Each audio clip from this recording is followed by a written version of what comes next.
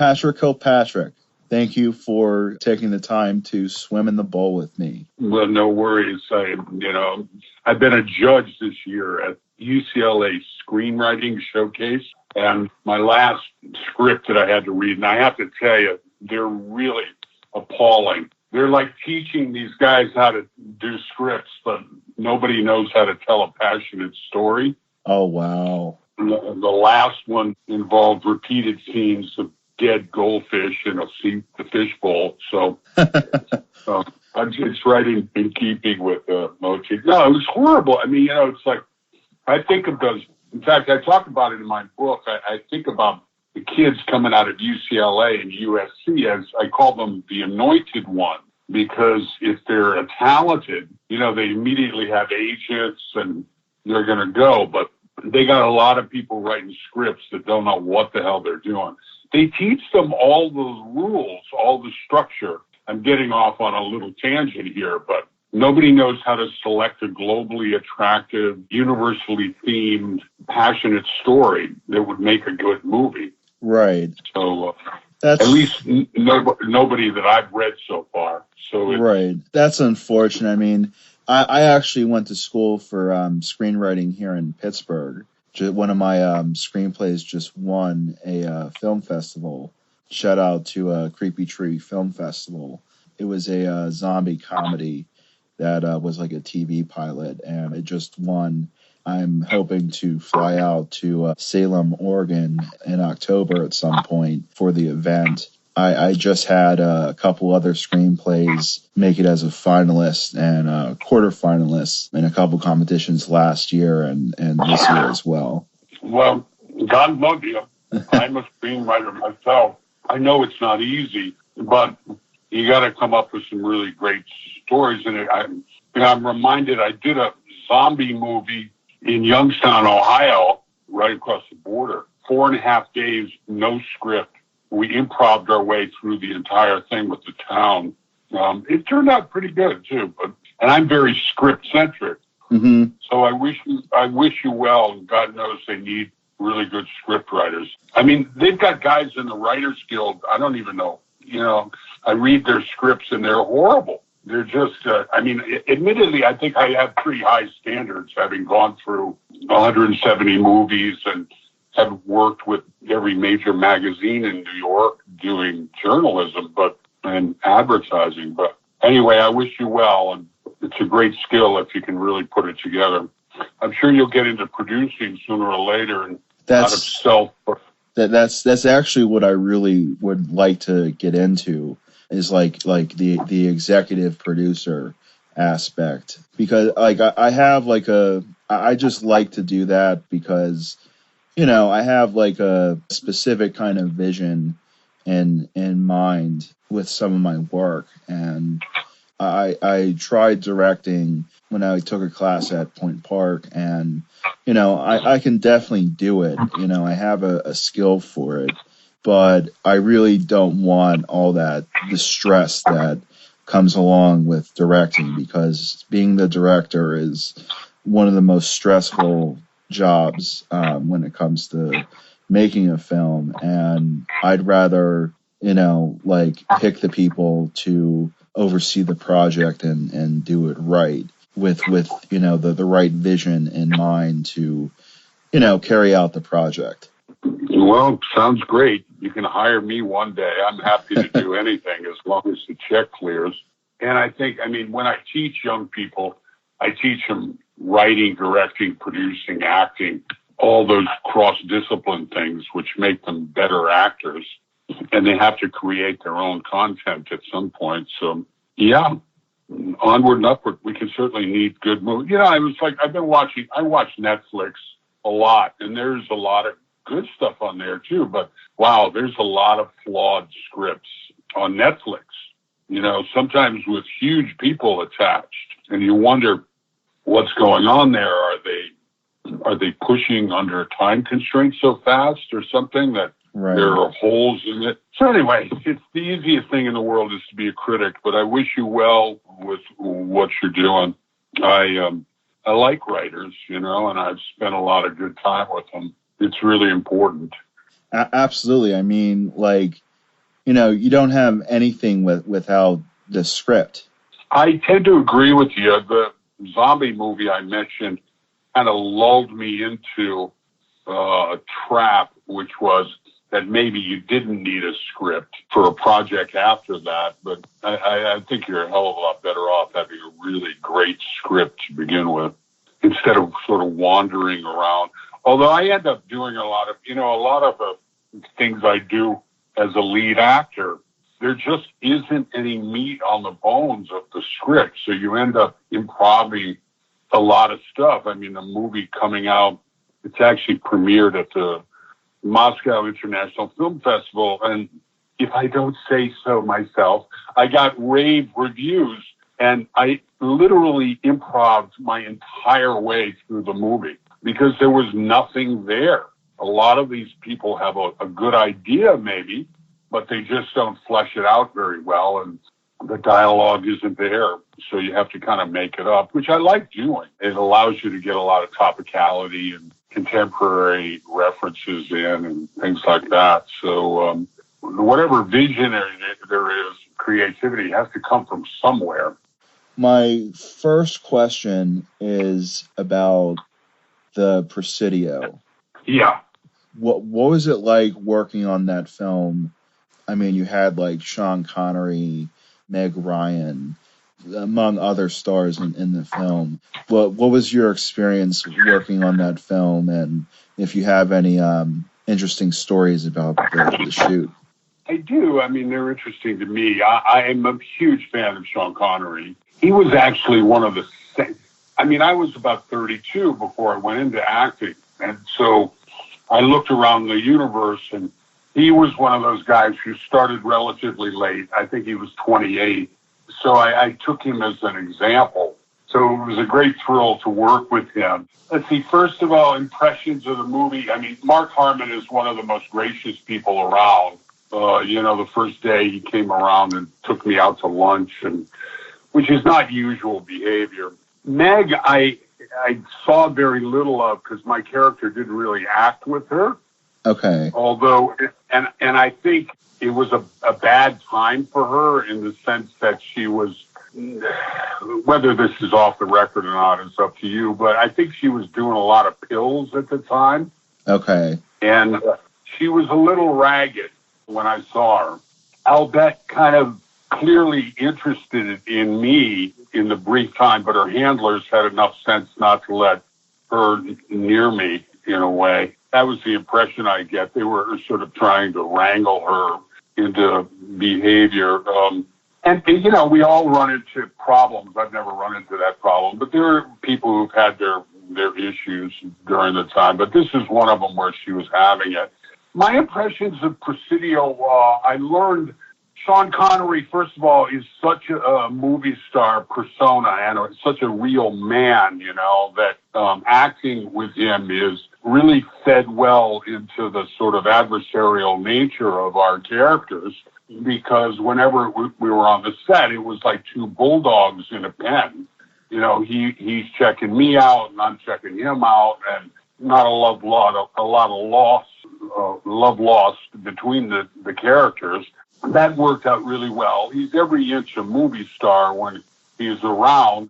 An interesting thing about him is his real life voice is much more working class than what he presents in a public arena, which I thought was remarkable. It really means he's such a great actor, because there's some element of him that's acting at any time that he's in public, because he really does have a very working class Southern Scottish accent that he clicks in and out of a more high-born, educated Scottish accent. That I thought was really interesting with him.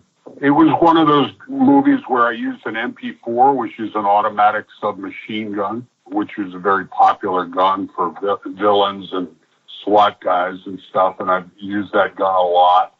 The most telling lesson I learned from Presidio was, when you have three stars like that, Mark Harmon and Sean Connery and Meg Ryan, the impulse for a director, Peter Hyams in this case, was to utilize those three stars, bankable stars, as much as possible. and keep them on the screen as much as possible. Well, you run a risk of not giving the villains their due in that kind of a situation. And that movie was right on the line of not doing that, of not giving. If you don't have an antagonist that's increasingly powerful and increasingly threatening to the main characters, then the drama of the movie can be lost. It really struck it home to me. It's been a long time since I saw the film, but I would be very wary directing anything to not make the villains have a lot of time in the sun as well. And I think that extends beyond just my desire as an actor to be on camera as much as possible. We're just talking about basic storytelling here. But I really enjoyed doing the movie, and those are my impressions of it after all this time. Awesome. It's still one of my favorite Sean Connery action movies. I mean, my all-time favorite Sean Connery movie has to be Outland. That movie is just so cool to me. The concept and was that Peter Hyams too? That was, yeah. Just like it's like a Wild West showdown in outer space on a space station in deep space. Yeah, it was Peter Boyle too, right? Yeah. Fantastic film, and I think the effects in that movie still hold up today, especially for being like an early 80s sci-fi kind of crime thriller adventure film. Well, I was very lucky and privileged to work on that one, and it was one of those things. A lot of times those big-time directors, they'll just talk to you and look at your work and hire you.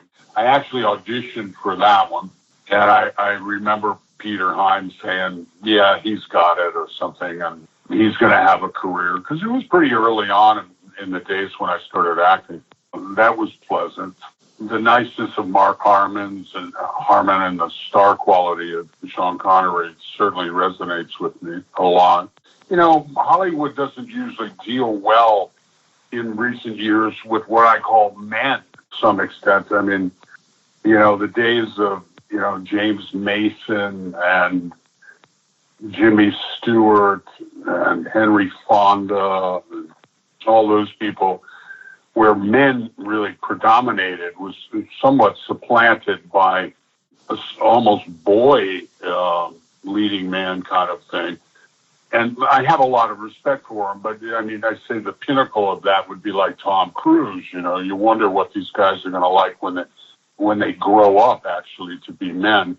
He's a terrific guy, and I loved working with him on Minority Report. And he's an incredibly hard worker, but he's not in the mold of what you would call traditional Hollywood leading men. I thought Sam Worthington was going to take that kind of a position. Again, a king of the tangential thought. There was a place, and I think some of it has to do with the young boy homosexual institutional nature of casting here, that we moved into a place where the traditional concept of masculinity became something quite different than it did in the earlier days of Hollywood. We don't have anybody like John Wayne, or we don't have anybody like Lee Marvin, really, and those kind of people. Just an aside there. I don't think Hollywood deals very well with masculinity of the traditional type now. I can definitely agree with that. Like the days of like John Wayne and Charles Bronson and Lee Marvin, those people you mentioned, is definitely, I think it's over, at least for now. Hollywood is definitely moving in a different direction. They like the 80s was even different from what it is now, and now it kind of seems like, you don't even have I think everybody's so hung up on like what's a touchy or taboo subject that it's like hard to cast accordingly with certain types of films. And I was always a huge Schwarzenegger, Stallone, Van Damme, like all those guys, including you, you don't even really have that anymore, too much. I mean, you have like The Rock, you have Jason Statham and Vin Diesel, but The Rock is no Arnold Schwarzenegger. Like Arnold had, like he switched it up on the movies that he did, but he also did like, really awesome, action packed films. And I think I like The Rock, and I think he's very talented and is a fantastic actor, and is definitely doing what he's doing very well. But I'd like to see The Rock in more movie roles where he's doing more of like what Schwarzenegger did with like more hard kind of like R action movies that have more of like a heroic kind of tough guy, badass kind of character. And he plays that with like the Luke Hobbs character in the Fast and Furious movies. But I want to see him kind of do more stuff of like the action oriented versus like switching it up and doing a lot of like the comedy and family movies that he's been doing. Yeah. I thank God for Daniel Craig's Bond movies. Oh, yeah. And conversely, thank God for the Bourne movies, because they drove the Bond movie to becoming what it is. Because they had, the last couple of days I've been watching a lot of the early Bond films with Roger Moore and Pierce Brosnan and Timothy Dalton and some of that. And they really had lost me, because they're so hokey. And I'm really grateful for the Daniel Craig versions to come back, because they saw Bourne Supremacy and they said, Jesus, these guys are going to take the whole market if we don't harden these things up and put some real craft into it. And that refers back to the man kind of a thing. I really consider Daniel Craig to be a really good representation of manhood, at least and I'll bet emotionless and able to kill, but it's got some subtlety to it. My favorite lines in that are, he's talking to Eva Green, who herself is astounding.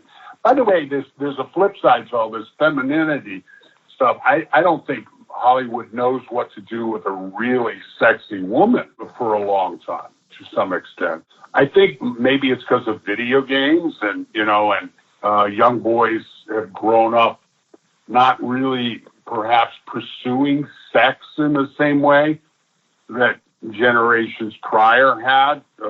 Maybe it's because it's fraught with a lot of, as you say, PC things and everything else. But, it's really rare that I don't know that Marilyn Monroe would exist nowadays. Or Jane Mansfield or any of those primarily sex objects, but with a heart of gold kind of feel to them, and certainly talented. It's an interesting time. The problem I have largely with the studios is they really aren't the vortex of those movies that sort of lead us to our better selves anymore, in the way that movies were in the past. And I think this is more than just an older guy saying, oh, it was better in the olden days. Most of that really good storytelling quality has been taken away from the studio system and resides somewhat with television and, the streaming services and stuff like that. I'd love to see the studios do more than comic books, although I don't think comic books are bad. I just think that often they're created without a real emotional connection. And the audience, even if they don't know that, is left somewhat disquieted because they don't know why they're just not as emotionally engaged in the product. Whereas if you see a movie like Braveheart or Saving Private Ryan or 300, or going back to the original Spartacus and things like that, you're emotionally engaged in the movie. There are good movies out there. I don't know. Have you seen? I've just been watching some funny little things on Netflix. Have you seen Shepherds and Butchers? I have not. It's a really good film. It's not for the lighthearted.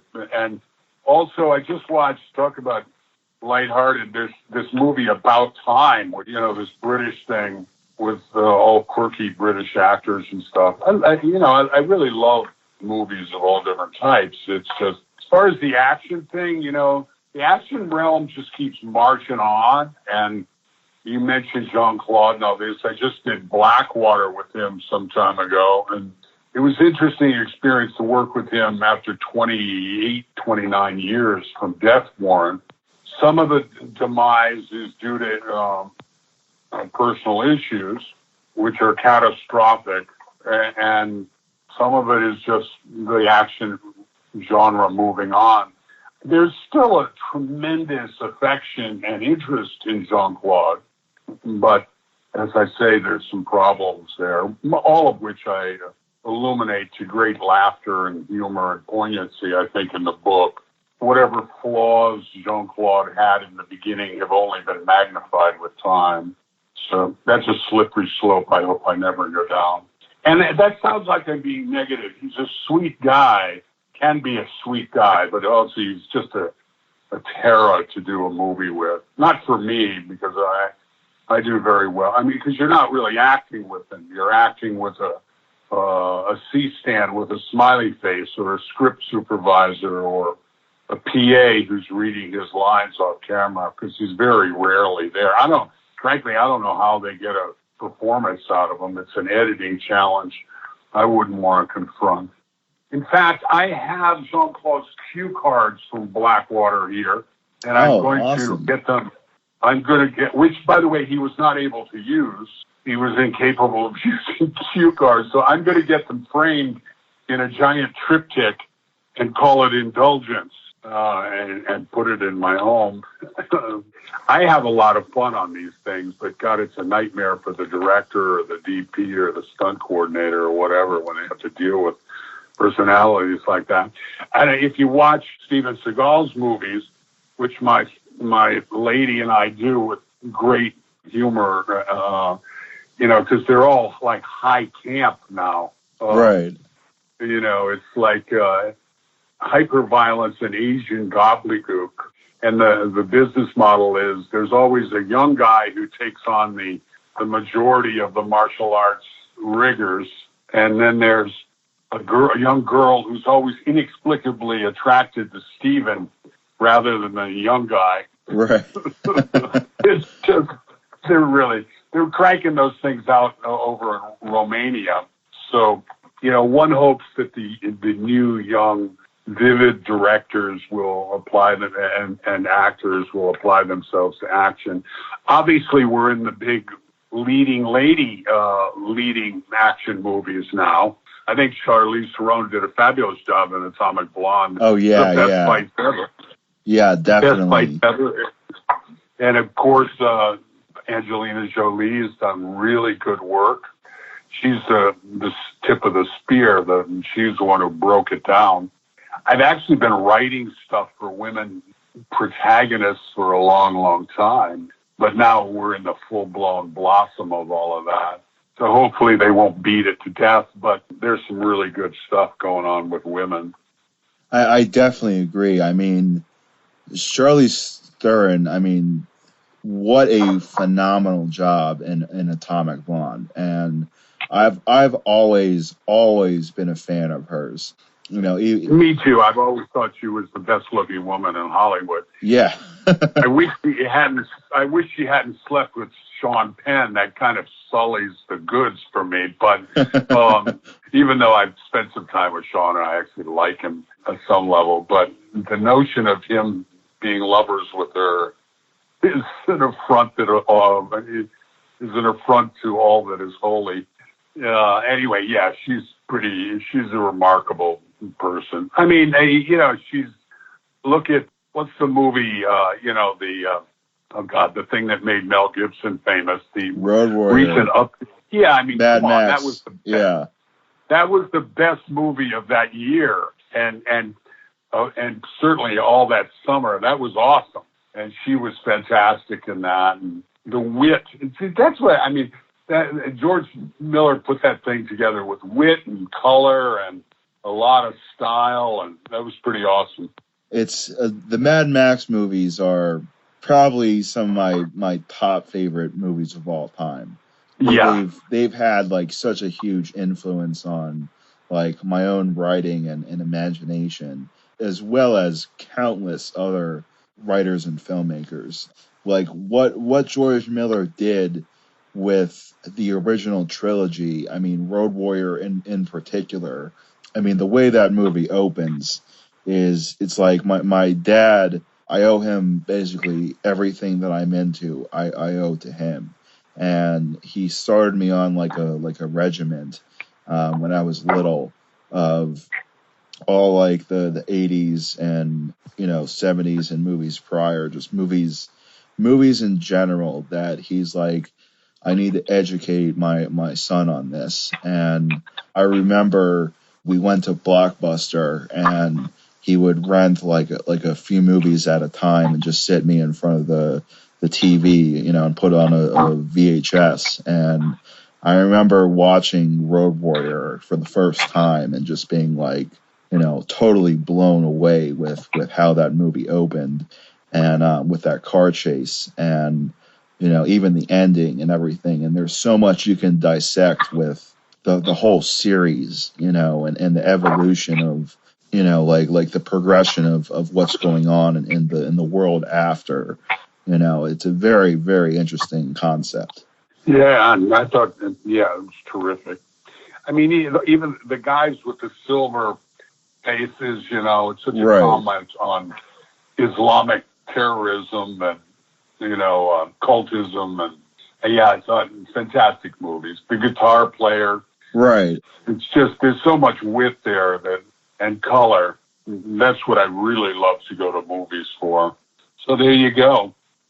I guess great things only happen in little bits in the field. Right. It's certainly true of theater, too. So, anyway, onward and upward. I wanted to talk about Class of 1999. Yeah. I had the pleasure of interviewing C. Courtney Joyner, who wrote the screenplay for it, and I got some behind the scenes stuff on what was going on, like the original script, and some stuff that got cut and everything. But I wanted to hear from your perspective and actually acting in it, like working with Pam Grier and Stacy Keach and Malcolm McDowell. What all was your experience on that film, and with the makeup application, and just your overall experience in general? Well, again, it's one of those films I talk about everything I'm telling you and more in the book. First of all, I had a car accident when I was 17 and broke my back, and I almost never walked again. Oh, wow. I came within a hairbreadth of never walking. Fortunately, that was not true, but what I did as a result of that, I had asymmetrical nerve damage down the backs of my legs, more pronounced on the right side. So it caused the complete atrophy of my calf muscle. And I was always an athlete and really buff and, in a young man kind of way at that time. And it was an odd visual thing for me to be so buff, because I got my body back from hardworking and physical exercise after the accident, but I never was able to assemble any calf muscle. So it looked weird, to my eye anyway, although I did a play in my underwear in New York, and I was petrified that I was going to be called out as having non-existent calves in this thing, but it worked out okay, and I got agents and managers. It was kind of my first professional job. But anyway, so I 20 years after the accident, I had stumbled onto this calf implant surgery at Gold's Gym, where I was a lifetime member in Venice, and it was a procedure that had come to the fore because bodybuilders were getting calf implants, which was not against the rules in competitive bodybuilding in the Arnold days. In fact, it's rumored that Arnold's has had the calf implants. You know, it wasn't against the law. It was kind of like a period in weightlifting when steroids and everything were okay in other athletics, if you get my point. But nobody was criticizing people for having enhancement surgery to body parts that weren't responding. So I had this calf implant surgery, and it worked brilliantly. I had it like on a Friday, and I had the audition for class of 1999 on Monday. So I literally rolled into the audition in a wheelchair, and I'm auditioning for the ultimate defense robot. And I spun some lie. I told them I'd had minor knee surgery and I was fine. And so I had and they hired me. And so next thing I knew, I'm getting a full body cast. So the timing was impeccable because like the very next day, I'm getting a full body cast for my body because they're building all these appliances for the ultimate, which by the way, I was sort of the Terminator before the Terminator existed. Right. So, which coincidentally, I ended up playing a Terminator on Sarah Connor Chronicles years later. But so here I am. Thank God I had gotten this surgery because the plaster casts worked out really well, and I had a sort of Greek sculptured body again. So that was the start of the movie. I was married at the time, and I was not happy with my wife. I was really annoyed with her.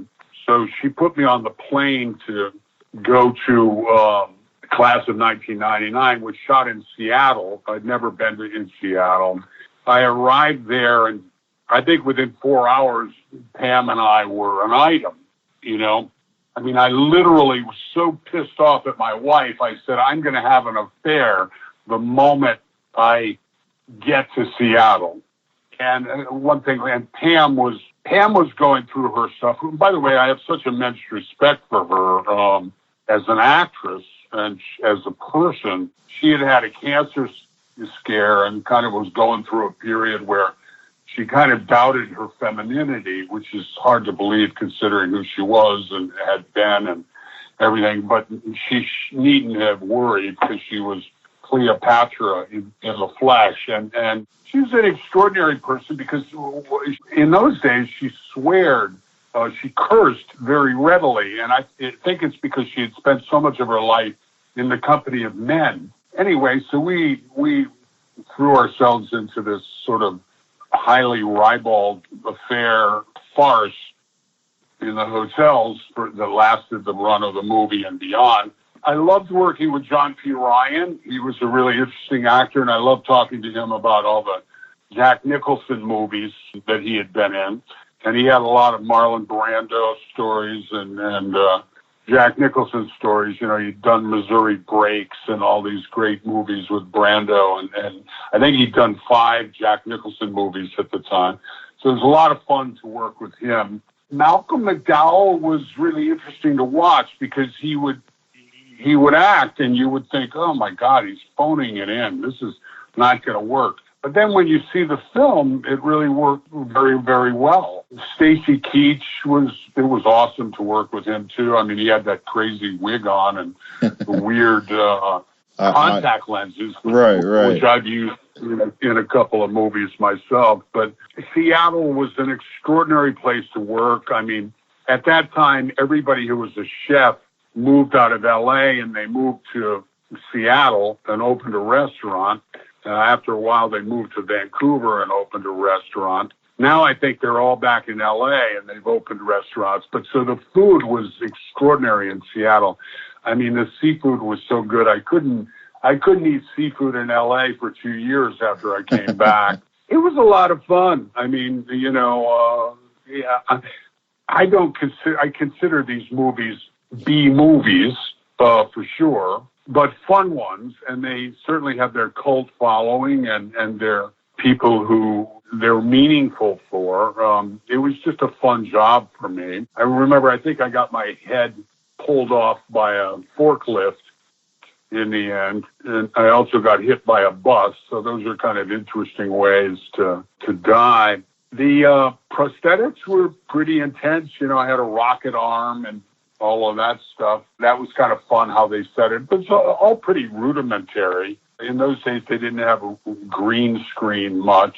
It was all kind of low tech. You know, they put a string from my arm to the wall and then run a rocket, essentially a firecracker rocket down the line to simulate the launch of the rockets, bullets out of my arm and things like that. Mark Lester, I don't think he's the finest director on the planet. It's not for nothing that he ended up a distributor more than a director. He kind of would lose it left, right, and center, which is never a good thing for a director. It just kind of creates ridicule on the part of the cast.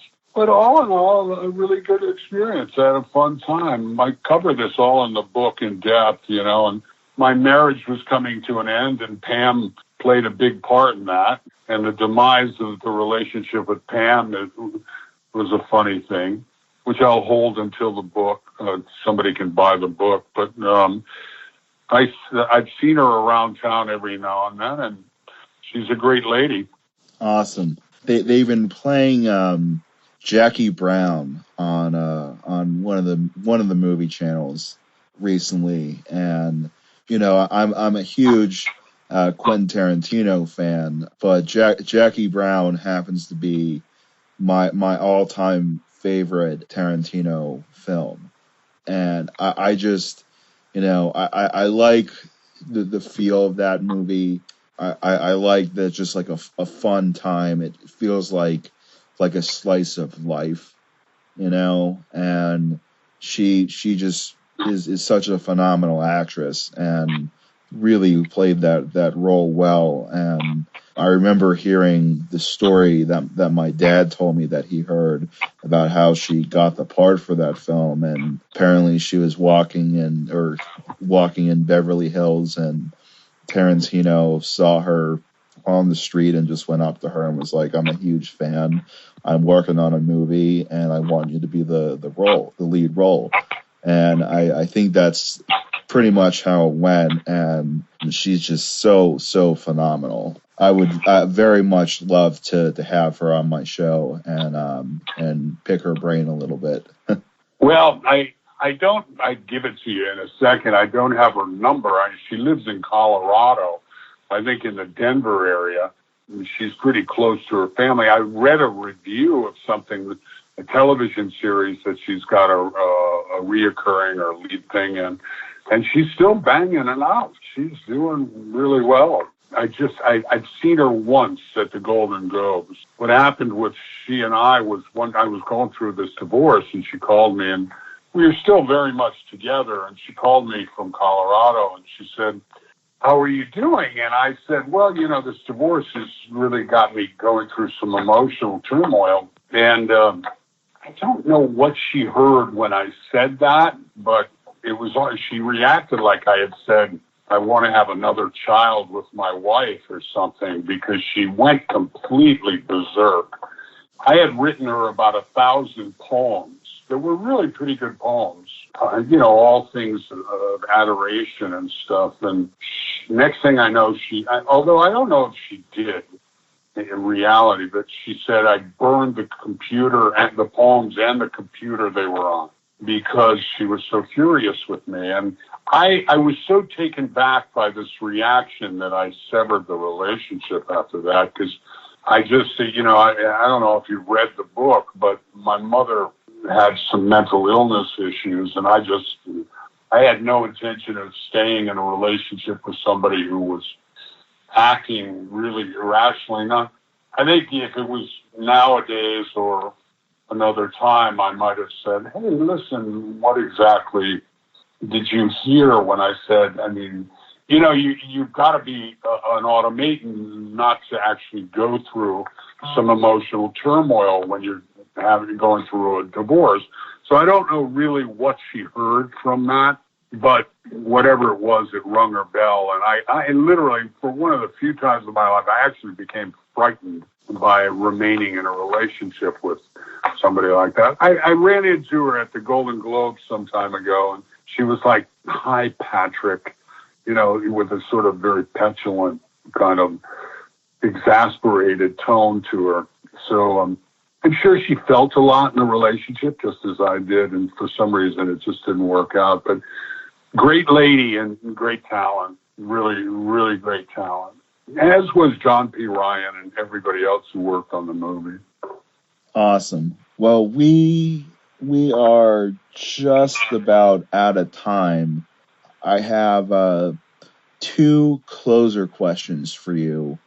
The first is, what are some of your favorite films? And the second is, if you have any upcoming projects to promote. Well, I love so many. I mentioned currently Shepherds and Butchers and About Time, but for the longest time, my favorite movie was probably the original Spartacus with Kirk Douglas. Great movie. Peter Ustinov and all of those guys. But all of the stuff that Kubrick did, Path to Glory and Serpico, Saving Private Ryan, Braveheart, 300. I love Eva Green and 300, Rise of the Empire.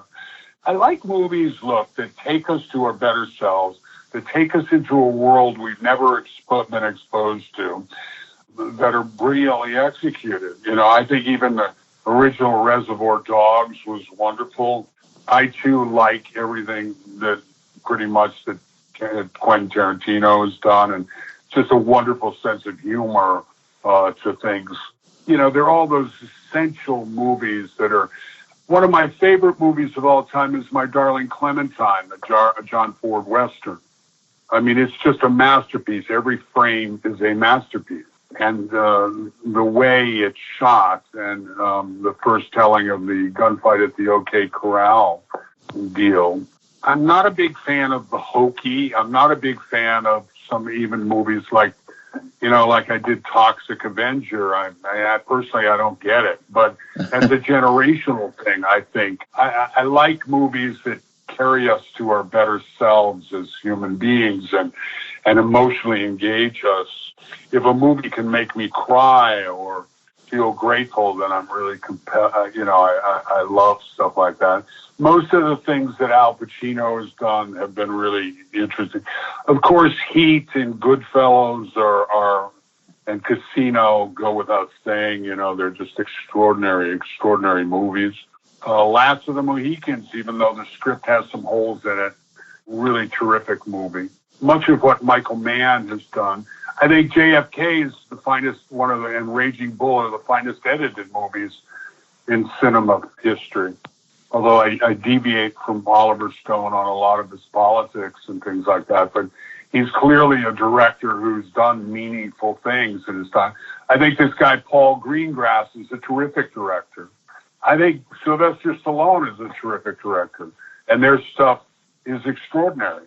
The first Rocky movie is a wonderful movie. Norman Jewison, I guess, directed that one. Sidney Pollack's work. It's just there's a lot of great things. And, I think Minority Report, which I had the privilege of doing with Stephen, is a masterful piece of work. That film is one of my all-time favorite films of yours. I personally love Philip K. Dick as an author, and I think he's probably the most in terms of where we've headed as a society and especially into the future. I think Philip K. Dick was probably one of the most prolific authors of the 20th century, and any movies of his, I'm immediately attracted to. Including Blade Runner is one of my all-time favorite movies ever. But Minority Ridley Scott is the best. Right. Black Hawk Down, extraordinary movie. Imagine how hard that must have been to shoot. Right. Black Hawk Down. I think Training Day is a terrific movie. There's a lot of really great people working and a lot of people working very, very hard to make things come out really, really well. As far as upcoming projects, Night Walk just came out and premiered at the Russian International Film Festival in Moscow. And lo and behold, I got rave reviews for Night Walk. Kind of a Romeo and Juliet, Western journalist played by Oliver Stone's son, Sean Stone, meets Islam Beauty, played by Sarah Almay, and she dies tragically, and he's thrown into prison, and I am the towering vessel of hate in the prison. That's coming out. That'll be premiering here in the States. And then an interesting project called Catalyst, directed by Chris Volkins, where I play a pedophile priest. They still have more filming to do, and they're doing a money scramble to get that, but they'll get it, and that's going to be an interesting film. And, of course, I'm polishing Volume 2 of Dying for Living, and that should be out in the fall. I've got a signing in Cartagena on May 14th at the English-speaking bookstore there. My theory of book signings is to do them in really interesting places, so after that, in America, the next time will be Tattered Bookstore in Denver, and then on August 28th. And then as part of the Telluride Film Festival, I've got a book signing at Between the Covers Bookstore in Telluride on September 2nd. What else is going on? That's about it. Onward and upward. I never know some of the other things. That's the wonderful thing about acting. You open up your computer and there's an offer to go and do some work in a fun thing. So the Cartagena English-speaking bookstore came about because I'm going down there to get married on May 15th. Oh, congratulations. And, thank you, lovely lady, Heidi. Then I'm going to an island called Bonaire for 2 weeks, which is an extraordinary island off the coast of Venezuela, where they've done everything right to preserve the reef. So the scuba diving and snorkeling is world class, and I'm looking forward to that with my 2 sons and my bride. And what else? I putter around town with my ridiculously pretty and dangerously powerful Harley Road King. Awesome. Which I got through a weird set of circumstances from a dealership up in Carson City, Nevada, and it's a death run every time I get on this motorcycle. So I'm trying to be the curmudgeon literary lion who wanders around and gets lattes and goes to the gym in Larchmont in between jobs. So that's basically it for me. My 2 sons, or my last son's he's got 1 more year at the architectural program at California College of the Arts, and the other son is going to med school, doing the whole very competitive entrance stuff with med school. So I'm very proud of my 6'5" sons. Dying for Living, Volume 1, Sins and Confessions of a Hollywood Villain and Libertine Patriot. Let's see. It's on Amazon.com and BarnesandNobles.com. If you can't make it to one of our signings, you can go to PatrickKilpatrick.com and I'll get you out a personalized copy. We've gotten 100% 5-star reviews and the Best of LA award. And it was just ranked number 9 of the books that every 30-year-old should read. So I don't know what that necessarily means, but it sounds good. Well, I just had a birthday, number 31. So I'm definitely in that category. You know what? I think I do get that, because if you think about it, like people that are basically just turning 30 or in their 30s are the ones that really grew up watching your stuff, and it kind of makes sense that age range is very attracted to hearing stuff about the films that they grew up with, including me. Well, it's wonderful. I mean, to end, you've touched upon one of the best things about doing what I do, which is to meet somebody who's about your age and you're actually part of their sort of nightmare landscape of growing up, like because of movies like Death Warrant and stuff like that. When I was growing up, it was The Mummy and Frankenstein. And so if I can stir the nightmare pot a little bit with The Sandman or something like that, then it's a really cool thing. And obviously you want to touch as many people as possible. So if you haven't got a chance, see Parasomnia. I think that one will resonate with you. Directed by Bill Malone, who directed Fear.com and House on Haunted Hill. Awesome. And Parasomnia and Nightwalk coming out. They're all pretty intelligent, interesting parts. So I hope you enjoy them. And I'll look forward to talking to you for Volume 2. Absolutely. Absolutely. And I just have one more thing I wanted to ask you. Totally okay if you pass on it. But I was Have I passed on anything? By the way, my intention with the book, as well as to give some insight and pull back the covers, is to be as ruthlessly but lovingly candid about everybody that I'm talking about, including myself. So fire away. I doubt that there's anything that, if I ever withheld it, it would only be because I would want to give impetus to somebody buying the book rather than any, I've struggled in my life. The spiritual thing is to never say anything negative about anybody. The journalistic thing is to release the bold truth as vividly as possible. The journalist always wins out in me, unfortunately. What is it? The question was if I could possibly send you some of my work just to get a review and to hear what your thoughts are. Well, I want you to know how special this is, because I actually charge $1,000 to read anything and give notes. Okay. But because of you, and I mean this because every day I get asked to do stuff like this, because one day I think that you're going to actually be a producer and you'll be employing me. And I'd like to see your stuff happen as much as possible. So why don't you send me something and I'll, you can send it to my email, kilpatrick203@gmail.com. Bear in mind, I'll be going to Cartagena on the 10th through June 2nd.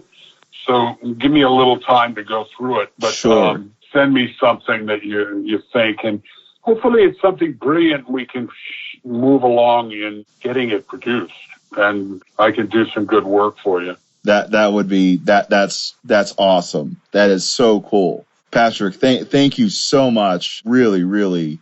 It has been a pleasure talking with you. I would love to have you on the show anytime, and just thank you so much for everything and for taking the time to swim in the bowl with me. Well, no, it was my pleasure. Onward and upward. You have a great day, and I'll see you in the days ahead. Awesome. Sounds great. You do the same. Okay. All Cheers. right. Thank you. Bye.